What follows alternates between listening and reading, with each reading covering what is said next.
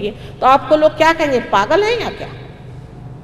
इसी प्रकार की बहुत सारी बातें मनुष्य मूर्खता की करते रहता है और उस मूर्खता के कारण अनेक रोग हो जाते हैं। अगर ये चक्र ठीक हो जाए स्त्री का तो उसका ब्रेस्ट कैंसर ठीक हो सकता है। जो इलाज होता है वो मूलतः सहज में होता है, इस तरह से नहीं कि बाह्य से कोई दवा दारू वगैरह नहीं दी जाती। जैसे कि एक पेड़ है, उस पेड़ में कुछ खराबी आ गई, अब उसके अगर समझ लीजिए पत्ते झड़ रहे हैं तो उस पत्तों में अगर आप दवा दीजिए तो कोई फ़ायदा नहीं होने वाला। आपको जड़ में उतरना चाहिए और जड़ में ही उसकी दवा देनी चाहिए। जब जड़ में दवा दीजिएगा तभी तो ना वो सब जगह पहुँचेगी और सबको मिल सकती है, लेकिन उसके लिए आपको सूक्ष्म होना चाहिए और वो सूक्ष्म होना ही पार होना है। वही उसको कहते हैं आत्मबोध, सेल्फ रियलाइजेशन, जो कि बाइबल में बैप्टिज्म बताया गया है। ये सब ढोंग है, क्योंकि अगर बाइबल का बैप्टिज्म लीजिए तो कोई भी आदमी उठा सर पे हाथ रख दिया आप पार हो गए। इसी तरह से हमारे यहाँ जो यज्ञोपवीत पहनाते हैं वो भी दूसरा ढोंग है, वो भी वही चीज़ है जिसको द्विज कहते हैं, जिसे ब्राह्मण कहते हैं। वो सिर्फ ब्रह्म को प्राप्त होने के ही बाद ब्राह्मण माना जाता है। अगर उसने ब्रह्म को प्राप्त नहीं किया तो झूठ मूठ में सर्टिफिकेट लगा के घूम रहा है, किसी आदमी ने आके यज्ञोपवीत पहना दिया, ना वो ब्राह्मण था ना आप ब्राह्मण हैं। आप लोग बुरा न मानिए, लेकिन जो सत्य है सो मैं आपसे कह रही हूँ। इसके उदाहरण के लिए आप देखिए गीता किसने लिखी। गीता का लिखने वाला व्यास महाब्राह्मण माना जाता है, लेकिन उसके बाप का पता नहीं। माँ उसकी एक मछुआरी थी। वाल्मीकि ने रामायण लिखी, जानबूझकर परमात्मा ने ऐसे लोगों से ऐसे महत् कार्य किए कि आपको सिखाया जाए कि ये सब फालतू ढकोसलेबाजी में आप अपने को ब्राह्मण समझ लीजिए तो ब्राह्मण नहीं होंगे, आप अपने को कुछ समझ लीजिए तो वो नहीं होंगे। आप जो हैं सो आपकी जाति जो है वो आपकी इच्छाएं, आपकी एप्टीट्यूड्स पे, जो देवी के लिए कहा गया कि या देवी सर्वभूतेषु जाति रूपेण संस्थिता, वो जाति जो है वो आपकी एप्टीट्यूड है। क्या आप परमात्मा को खोजने वाले हैं?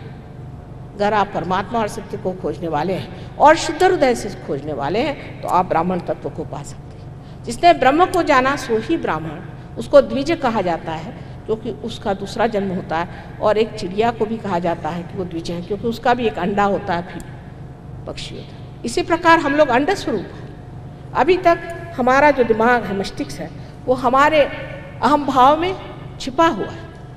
इसको जब तक खोला नहीं जाएगा तब तक हमारा दूसरा जन्म नहीं हो सकता, और जब तक हमारा दूसरा जन्म नहीं होता है तब तक हमारे पास कोई भी तरह की सुरक्षितता नहीं है और न ही हम किसी उड़ान में आ सकते हैं। हमारे पंख फैलाने के लिए भी चाहिए कि इस हमारी अंड दशा को तोड़ देना। इसको तोड़ने के लिए आप अगर प्रयत्न करेंगे तो नहीं हो सकता। कोई कहेगा कि मैं अपनी ईगो से लड़ता हूँ, कोई कहेगा मैं अपने सुपर ईगो से लड़ता हूँ। आप लड़ नहीं सकते क्योंकि ये आपकी छाया है। आप अपनी छाया से कैसे लड़िएगा? छाया से लड़ने का एक ही तरीका है कि आप बराबर प्रकाश के नीचे खड़े हो जाइए तो कोई भी छाया नहीं आ सकता, पर आप स्वयं प्रकाशी हो जाइए, फिर प्रकाश की कोई तो छाया नहीं है, वो तो सबकी छाया हटाने वाला है। इसी प्रकार आप सबको ये आत्म साक्षात्कार प्राप्त होना चाहिए।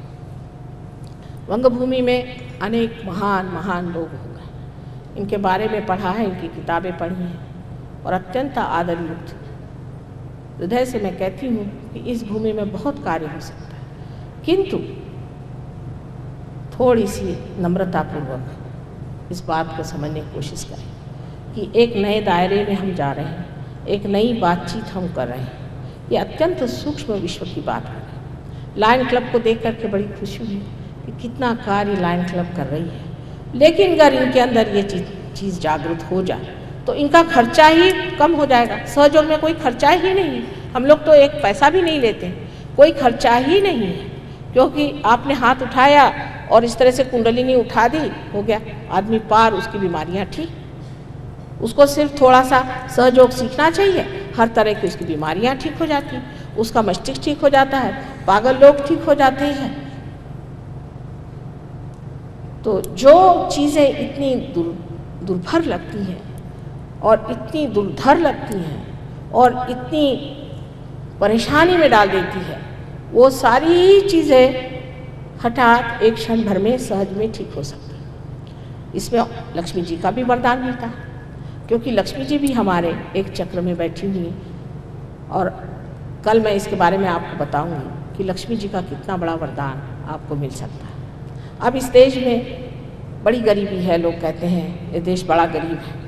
इसका कारण यही है कि हमारे योग को, हमारी परंपरा को छोड़ करके हमने न जाने कौन सी, न पाश्चिमात्य पौरात्य कहीं लटकती हुई ऐसी जो हमने स्थिति ले ली है, उससे बदल करके ये जानना चाहिए कि हमारा धरोहर है, ये हमारा हेरिटेज है, इसे हमें पाना है और इसमें ही जागना है और इसी में राज करना है। सारा संसार आपके पैर पे लौटेगा।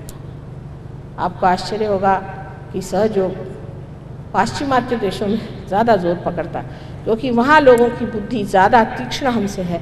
और इतना ही नहीं, वो परेशान हो गए, वो तंग आ गए हैं दुनिया से। उनको उस दुनिया से बिल्कुल भाग जाना चाहते हैं। कितने ही लोग सुसाइड करते हैं। जितने भी देश अत्यंत धनवान हैं, जैसे स्विट्ज़रलैंड है, नॉर्वे है, स्वीडन है, सबसे धनवान देश हैं, वहाँ पर कंपटीशन लगता है, आपस में स्पर्धा लगती है कि सबसे ज़्यादा कौन सुसाइड करता है।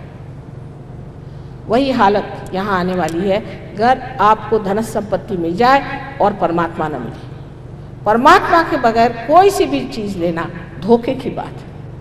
मनुष्य में कोई कंट्रोल ही नहीं रह जाता और उपभोग उसका नहीं कर सकता। जिस मनुष्य के पास संपत्ति हो और परमात्मा का आशीर्वाद नहीं हो, वो आदमी उसका उपभोग नहीं कर सकता। वो कोई ना कोई गलत रास्ते में जाकर अपना सत्यानाश कर देगा। समाधान नाम की चीज़ ऐसे आदमी के पास आ नहीं सकती। कल आपको सारे चक्रों के बारे में मैं व्यवस्थित रूप से समझाऊंगी, लेकिन ये सारी बातें समझाने से पहले मुझे ये बताना है कि इसकी कोई ज़रूरत है नहीं। समझ लीजिए आज आपसे इस कमरे में आते ही कोई कहे कि अच्छा भाई बिजली कैसे जलाएं, तो कहेंगे वो बटन है, जलाइए, सारी बिजलियाँ जल जाएंगी। ऐसा ही आपके अंदर पूरा इंतज़ाम, पूरी व्यवस्था परमात्मा ने कर रखी है, सिर्फ आपको मेंस से लगाना। अब आप कहेंगे कि ये बताइए कि बिजली का इतिहास क्या था, इसको किसने खोज के निकाला और इसका कौन से संस्थाओं से इसका संबंध है और ये कौन से ऑर्गेनाइजेशन से सारा चलता है, तो सरदर्द हो जाए। उसको सुनते सुनते सालों बीत जाएंगे। उससे अच्छा ये बाबा जल्दी से लगा लो, तुम्हारे करने वालों ने कर दिया काम। आप सिर्फ बत्ती जलाइए, काहे को सर फोड़ रहे हैं। लेकिन इंसान को आदत है सीधे तरीके से खाना नहीं खाएगा, इधर से खाएगा। ये सारे समझाने से पहले आज आप लोग सब पार हो जाइए। बहुत शुभ अवसर है, नवमी का दिन, देवी का विशेष आशीर्वाद है नवमी के दिन। इसे पाइए और पा करके इस पे जमिए। जिस तरह से एक बीज से अंकुर निकलने के बाद वो तो सहज में ही अंकुर निकल आता है, उसको संभालना पड़ता है। ऐसे ही सहयोग में आपको आत्म साक्षात्कार होने के बाद भी उसे संभालना पड़ता है। जिस प्रकार एक दीप जलते ही उसको झंझावात से संभालना पड़ता है, उसी प्रकार अपने हृदय के दीप को भी आपको संभालना होगा और उसको बड़े संजो कर उसकी ज्योत ठीक करनी पड़ेगी। फिर इसी ज्योत से अनेक ज्योत आप जला सकते हैं। हम तो क्या हैं, ऐसे ही बीच में हैं जो कह रहे हैं और बता रहे हैं, क्योंकि इसका बताने वाला भी कोई चाहिए। जो कि हमने सूक्ष्म की बातें की हैं, ये समझाने के लिए डॉक्टरों से बात करनी थी तो थोड़ी डॉक्टरी भी पढ़ ली, फिर साइकोलॉजिस्ट से बात करनी, थोड़ी साइकोलॉजी भी पढ़ ली। लेकिन इसको देखने के बाद लगता है कि अभी सब बच्चे ही हैं, इनको अभी बहुत कुछ जानना है, बहुत कुछ जानना है, क्योंकि अभी तक परमात्मा के साम्राज्य में नहीं आए। परमात्मा का साम्राज्य अत्यंत सुंदर, अत्यंत कुशल है।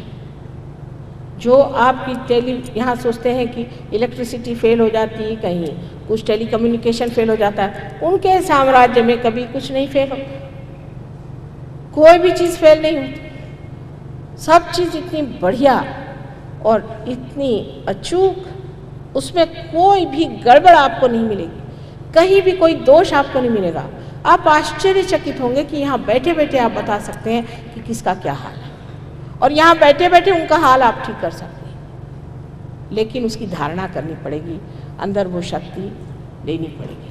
आज किसी ने एक प्रश्न पूछा कि माँ सब लोग क्यों नहीं इतना पाते?